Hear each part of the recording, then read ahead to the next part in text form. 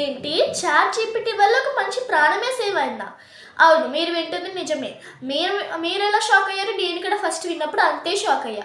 So ఏమైంది అంటే, ఒక 9 months ప్రెగ్నెంట్ లేడీ, ఆవిడ జా చాలా టైట్గా ఫీల్ అయింది.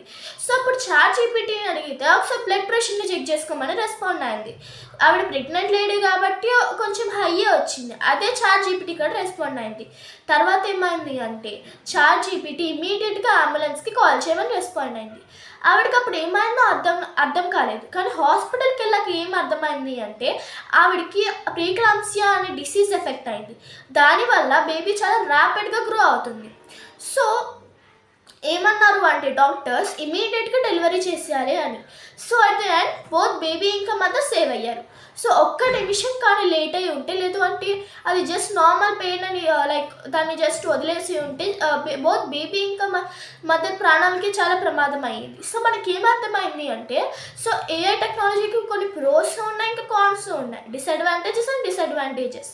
సో అడ్వాంటేజెస్ ఏంటి అంటే, ఇలా ఇమీడియట్ చిన్న చిన్న ప్రాబ్లమ్స్కి ఇమీడియట్గా రెస్పాన్స్ వస్తుంది.